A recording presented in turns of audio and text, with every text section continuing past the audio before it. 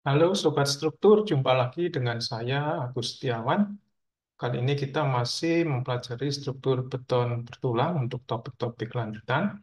Nah, kali ini kita akan membahas tentang plat dua arah, khususnya bagaimana cara kita menghitung tulangan pada plat dua arah. Nanti saya akan berikan contoh perhitungan eh, apa teori-teorinya dahulu, kemudian nanti di modul ataupun video berikutnya saya akan memberikan contoh perhitungannya. Jadi kita ingin mempelajari bagaimana memberikan ataupun menghitung tulangan pada plat dua arah. Jadi topiknya adalah metode desain langsung atau direct design method atau DDM. Jadi dalam perencanaan plat dua arah ini ada dua metode. Nah, dalam modul ini, dalam video ini, saya akan membahas salah satu metode terlebih dahulu, yaitu sering disebut dengan metode direct design method atau desain langsung. Nah, acuan kita adalah SNI 2847-2019, yang mana di dalam SNI tersebut diberikan cara ataupun metode analisis dan desain untuk sistem struktur plat dua arah, yaitu yang disebut dengan metode desain langsung atau direct design method, kemudian juga ada metode rangka ekivalen atau yang disebut dengan equivalent frame method atau EFM.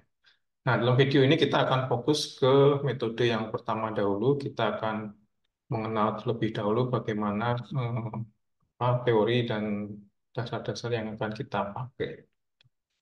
Metode desain langsung atau direct design method ini Sobat Struktur bisa baca di SNI 2847, khususnya di pasal 8.10. Ini merupakan prosedur pendekatan untuk analisis dan desain dari suatu sistem plat dua arah. Gitu. Jadi kita bisa mengacu ke pasal 8.10. Metode ini ada batasannya, yaitu untuk sistem plat yang dibebani oleh beban terdistribusi merata saja. Intinya bebannya harus seragam, kemudian tertumpu oleh kolom-kolom dalam jarak yang sama atau hampir sama. Jadi metode ini dapat ada batasannya juga untuk struktur-struktur yang demikian. Nah, metode perencanaan langsung ini menggunakan sejumlah koefisien untuk menentukan besarnya momen rencana pada lokasi-lokasi kritis. Jadi kalau pada video sebelumnya, beberapa video yang saya unggah sebelumnya, kita juga menghitung pembesian plat lantai dengan menggunakan koefisien, yang mana koefisien itu masih kita ambil dari Peraturan Beton Indonesia tahun 1971. Nah, metode rangka ekivalen atau yang kedua, equivalent frame method, ini dirumuskan juga dalam SNI pasal 811. Intinya struktur bangunan tiga dimensi ini dibagi menjadi beberapa rangka ekivalen dua dimensi. Kemudian pembagian tersebut dilakukan dengan cara membuat potongan sepanjang garis tengah di antara dua kolom. Jadi kalau misalkan kita punya suatu plan begitu, kemudian di sini ada kolom, kolom, kolom, gitu ya. Nah, kita bikin potong. Nah, kita potong. Nah, tentunya ini adalah pembebanan di portal tersebut. Jadi, kalau kita buat potongan, maka kurang lebih dia akan menjadi semacam portal begini. Kemudian adanya bebannya dari plat, gitu ya. Kita masukkan beban plat. Nah, sehingga kita bisa memperhitungkan ataupun melakukan analisis struktur untuk menghitung momen-momen yang timbul pada sepanjang lajur ini, gitu ya. Ini adalah cara untuk metode rangka ekivalen, mungkin nanti akan kita bahas dalam modul lainnya. Itu, nah kita fokus ke metode direct design method. Nah, terlebih dahulu kita harus tahu bahwa untuk menggunakan metode direct design method ini kita punya dua istilah. Ya, denah lantai kita biasanya kita harus definisikan yang namanya lajur kolom, kemudian juga ada yang namanya lajur tengah atau middle strip. Nah, bagaimana mendefinisikan eh, lajur kolom dan lajur tengah? Caranya cukup mudah. Jadi kalau sobat struktur lihat denah pada gambar tersebut, ada arah panjang bentang panjang L1, ada panjang bentang kedua L2. Kita ambil yang namanya untuk menghitung lebar lebar lajur kolom. Artinya dari di kolom kita ambil jarak X ke atas dan X ke bawah begini ya. Itu juga di lajur kolom yang bawah, X ke atas, X ke bawah. Nah, X itu apa? X adalah 0,25 dikali L1 atau 0,25 dikali L2. Artinya X itu sama dengan L pendek dibagi dengan 4, gitu ya. Nah, sehingga superstruktur ukur kan, jadi kalau di sini L pendek per 4, di sini juga L pendek per 4, gitu ya. Maka daerah ini kita sebut dengan lajur kolom. Begitu juga di sisi bawah, kita ambil L pendek per 4, L pendek per 4, gitu ya, superstrukturnya. Nah, ini adalah lajur kolom yang sisi bawah. Nah, kemudian sisanya apa? Sisanya ini yang kita sebut dengan lajur tengah atau middle strip. Hal yang sama berlaku untuk arah tegak lurusnya, sama juga kita ambil, ini adalah si lajur kolomnya, kemudian ini adalah lajur kolom, sementara yang di tengah ini adalah lajur tengah atau middle stripnya. Jaraknya bagaimana? Jaraknya tetap sama, pakainya X yaitu seperempat L pendek. Jadi tidak terus kita ambil L1-nya, gitu ya, L yang lebih panjang. Enggak, semuanya X ini adalah seperempat L pendek. Nah, sehingga berdasarkan itu kita bisa melihat bahwa ini adalah seperti semacam portal, gitu ya. Ada momen negatif di sini, nanti di sini akan timbul momen positif, di ujung sebelah sana momen negatif. Begitu juga arah sebaliknya, momen negatif, momen positif di lapangan, kemudian momen negatif di sebelah tumpuan sana. Nah, ini adalah bagaimana kita memisahkan lajur kolom dan lajur tengah terlebih dahulu. Nah, batasan penggunaan BDM ini dituliskan ataupun diatur di pasal 812. Di pasal 811 kita lihat bahwa harus ada sedikitnya 3 bentang menerus di setiap arah daripada eh, denah tersebut. Kemudian panjang bentang yang bersebelahan ini diukur sepanjang sumbu ke sumbu tumpuan tidak berbeda lebih dari setengah bentang terpanjang. Jadi kalau kita ambil, jadi tidak boleh lebih dari sepertiga bentang terpanjang perbedaannya. Kemudian platnya harus berbentuk persegi dengan perbandingan bentang panjang terhadap bentang pendek tidak lebih dari 2 untuk memastikan ini adalah two-way slab, gitu ya, plat 2 arah. Kemudian di ayat berikutnya posisi kolom boleh menyimpang maksimum sejauh 10% tentang panjang bentang. Jadi kolomnya upayakan memang teratur begitu ya, tapi di satu sisi masih diperbolehkan ada offset begitu ya. Ini diperbolehkan maksimal 10% saja. Beban yang dibutuhkan adalah beban gravitasi, bukan beban lateral yang terbagi merata. Kemudian beban hidup tidak boleh lebih dari 2 kali beban mati untuk suatu panel plat dengan balok di antara tumpuan pada semua sisinya. Jadi berlaku untuk eh, apa persamaan berikut ini ya, nanti akan kita pakai untuk menghitung kelakuan daripada eh, balok gitu. Ini kita sudah pelajari di modul sebelumnya ini untuk menentukan ketebalan daripada plat persamaan ini ya, persamaan. Nah, kita sekarang tadi dinyatakan bahwa metode DDM ini menggunakan faktor-faktor koefisien momen, begitu ya. Nah, kita harus hitung dulu ada yang namanya M0. Jadi kalau kita punya struktur, begitu ya, ada beban merata, maka kita ingat bahwa momen maksimumnya itu adalah 1/8 Q kali L kuadrat, gitu ya. Nah, M0 kurang lebih seperti itu, ya, 0.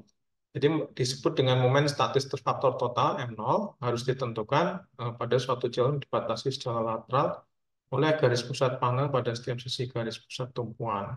Jumlah absolut momen terfaktor positif dan negatif rata-rata MU ini tidak boleh kurang dari M0. Nah, langkahnya adalah kita hitung dulu M0 sesuai arah bentangnya, bentang memanjang atau bentang pendek. Kemudian kita distribusikan M0 ini jadi momen positif dan negatif, gitu ya. Untuk panel eksterior mengikuti persamaan ayat 8.10.42, panel interior, kemudian di panel eksterior momen negatif, pembagian momen koefisien negatifnya di 8.10.52, momen positif di 8.10.55. Kemudian untuk panel interior, jadi kita harus pilih dulu ya, apakah panel kita eksterior atau interior. Jadi kalau punya sistem plat begini, nah, maka panel-panel ini adalah panel-panel eksterior ya, eksterior. Yang interior mana? Interior adalah yang di tengah ini, gitu ya. Kemudian di panel interior juga harus kita bagi momen negatif dan momen positifnya. Kita lihat nanti bagaimana menghitung, ini adalah bagaimana menghitung M0-nya dulu, momen statis total per faktornya. Kalau kita punya modul plat seperti ini, L1, kemudian ada bentang bersihnya, Ln1, L2, kemudian ada bentang bersihnya, di mana L1 ini lebih besar daripada L2. Sehingga kita ambil, kalau kita lihat dari sisi ini, maka kita punya M0 arah pendek, ya, M0 arah pendek, terbagi dari momen negatif dan momen positif. Ini kalau kita jumlahkan harus sama dengan 1/8 QL kuadrat. Gitu ya. Jadi kalau ini sampai ini kita jumlahkan, ini sama dengan QU kali L1 kali Ln 2 kuadrat per 8. Gitu ya. Oh ini ada di sini. Ini adalah M0 short-nya. Kemudian Mn2-nya, bagian negatif itu menerima 65%, bagian positifnya diambil 35%. Lalu momen arah panjang, yang bentang memanjang L1, kita hitung QU kali L2, bentang panjangnya selalu menjadi L kuadrat di sini ya, L1 kuadrat, Ln1 kuadrat per 8. Nah, sama untuk negatif dapat 65%, untuk positif dapat 35%. Jadi di sini kalau positif itu ambil 35%, negatif 65%. Begitu ya. Yang ini juga sama. Ini 65% dari M0, positifnya 35% dari M0.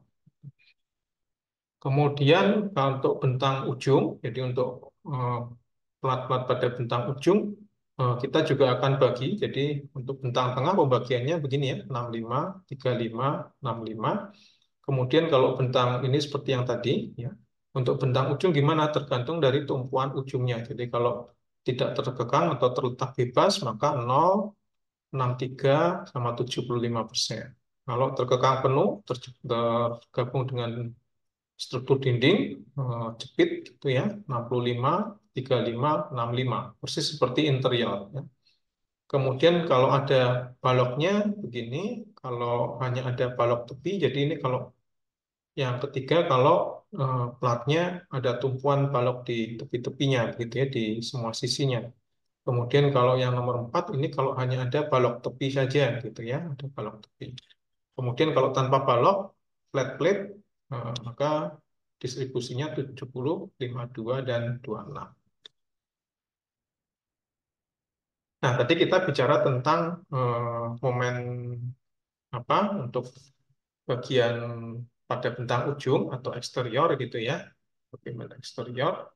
Kemudian kalau pada bagian interior, ya, plat interior untuk lajur kolom, momen negatif dan momen positifnya gimana?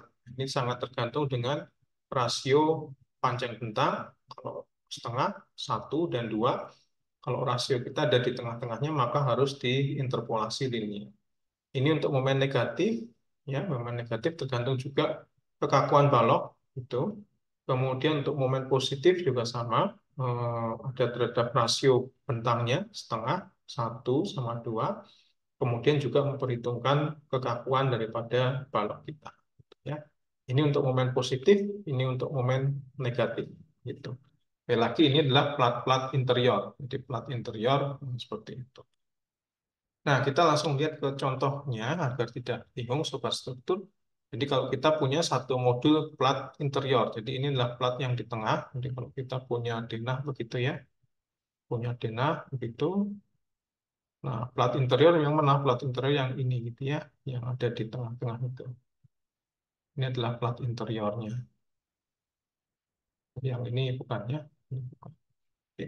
Nah, eh, totalnya apa jarak antar kolomnya 6.000 dan 7.000, maka ini adalah si L pendeknya gitu ya. Nah, kita ambil dulu L pendek per 4 itu kan sama dengan 1.500 gitu ya. Kita ambil daerahnya 1.500 dari sini, 1.500, 1.500 ke sana gitu ya. Ini 1.500. Kita gariskan, maka ini adalah area daripada si kolom strip atau jalur kolom. Kemudian ini juga areanya kolom strip ini. kemudian sedang yang ini adalah middle strip, ya sisanya. Jadi kita ambil dulu apa lajur-lajurnya kita ambil, ya. Nah, sementara kita hapus dulu. Oke, kita hapus ya supaya strukturnya biar bersih. Oke. Nah, sekarang kita masuk ke pembagian koefisiennya. Karena plat interior ini tanpa balok ya, maka kita ambil kita bisa hitung bahwa alfa F-nya sama dengan 0 karena tanpa balok gitu ya. Di untuk plat tanpa balok kita ambil alfa F-nya sama dengan 0. Nah, sekarang kita lihat pembagian momennya seperti apa. Nah, tadi dari persamaan ataupun ayat di 8041 kita lihat lagi 8041 itu bilang demikian ya. 8041 itu bilang bahwa semua momen itu dibagi 65% ke momen negatif, 35% ke momen positif. Nah, sehingga di sini kalau kita lihat ya, maka nampak momen negatifnya tentu ada di bagian ujungnya, 65% min, 65% minus, kemudian bagian tengah 35%. Di bagian middle strip juga sama, 65%, 35%, 65%, gitu ya. 65 negatif, 35, 65.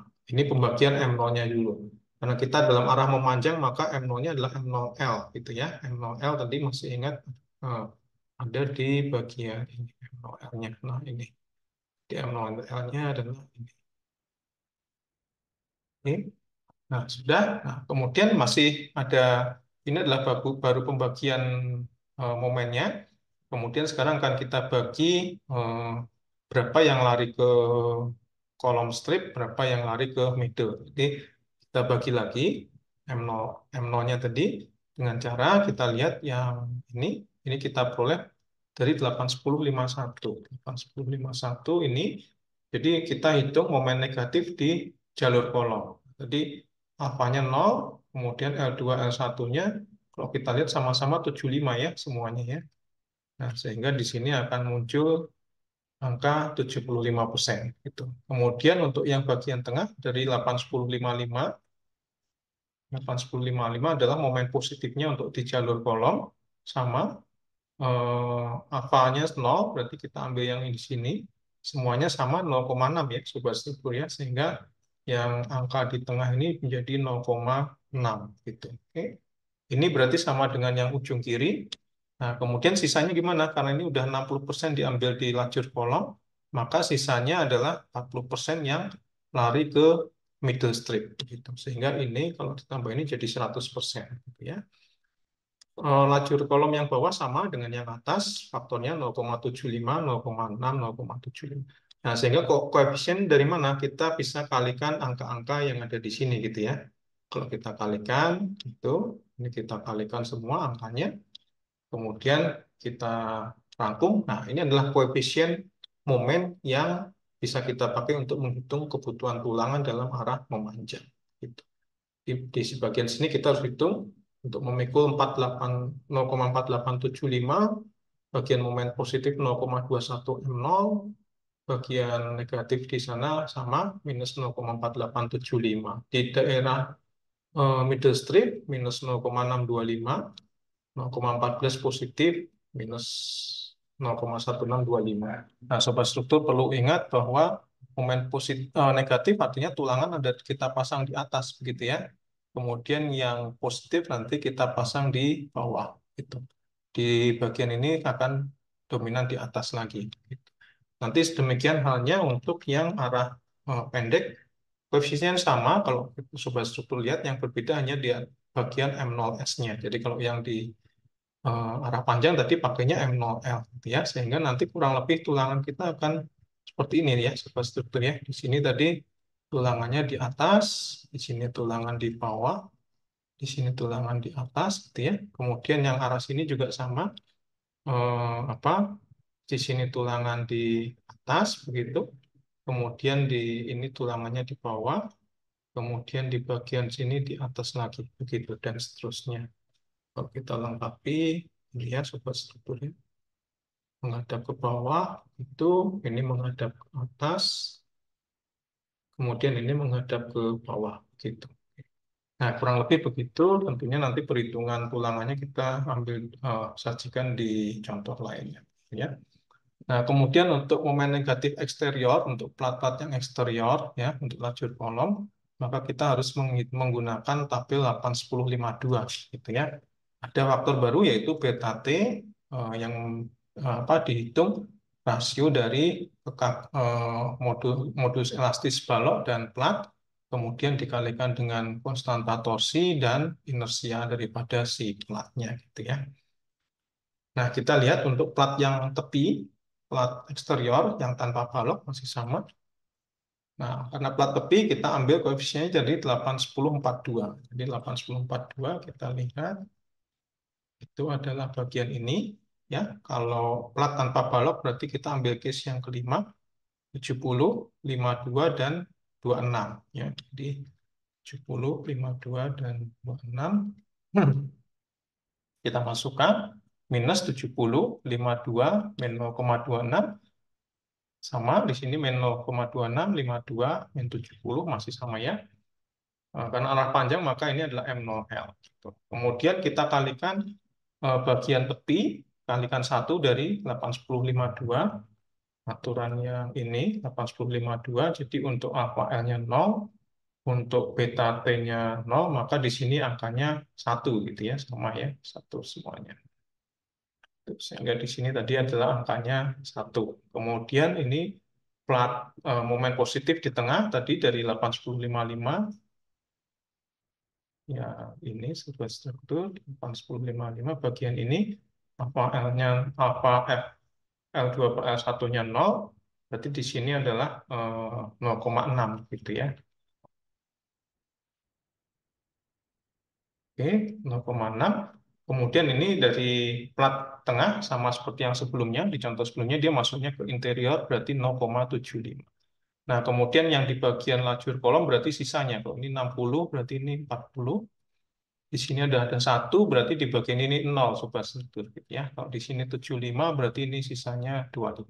Kemudian angka ini kita kalikan sehingga kita dapat koefisien daripada momen untuk arah memanjang untuk plat yang eksterior begitu ya. Sama seperti tadi ini minus berarti tulangan di atas, positif nanti berarti tulangan di bawah, ini tulangan di atas begitu ya, dan seterusnya. Nah, ini adalah integritas untuk menjamin integritas struktur. Disebutkan bahwa semua batang ulir atau kat ulir di bawah dalam lajur kolom pada masing-masing arah harus menerus atau disambung dengan sambungan mekanik. Jadi untuk bagian lapangan ya, kalau kita sering sebut lajur kolom di bagian tengah, ini boleh diberikan sambungan lewatan di sini, gitu ya. Kemudian ada juga di dekat dengan apa tumpuan, ini paling sedikit 2 tulangan atau 2 batang tulangan harus diteruskan sampai ke bagian tumpuan, gitu. Ini adalah ketentuan untuk integritas 8742. Nah, kemudian kita juga selalu harus cek terhadap AS minimum, luas tulang minimum, sedikit berbeda dengan SNI 2013. Di 2019 ada ditulis di pasal 8611, gitu ya. Untuk plat non-plat tegang, batang ulir yang F-yield-nya kurang dari 420, maka luas tulangan minimumnya 0,2% gross. Kemudian kalau F-yield-nya lebih dari 420, maka kita ambil terbesar dari persamaan 1 dan persamaan 2. Gitu ya. Kita harus selalu cek AS min, jangan sampai tulangan yang kita pasang kurang dari AS min. Nah, ini adalah sekedar contoh saja cara penggambaran hasil penulangan yang kita dapatkan. Gitu ya. Baik, mungkin itu dulu struktur pengantar awal bagaimana menggunakan metode direct design method atau desain langsung. Kita menggunakan koefisien-koefisien. Koefisien tadi bisa sobat struktur pakai untuk menghitung balok sistem flat plate gitu ya, tanpa balok tepi maupun dengan balok tepi nanti kita bisa hitung dengan koefisien-koefisien tadi. Mungkin demikian dulu sobat struktur. Dalam modus selanjutnya nanti kita akan ambil contoh kasus ya, kita akan mendesain, menghitung tulangannya hingga menggambarkan tulangan plat 2A. Semoga bermanfaat untuk sobat struktur semuanya. Salam struktur.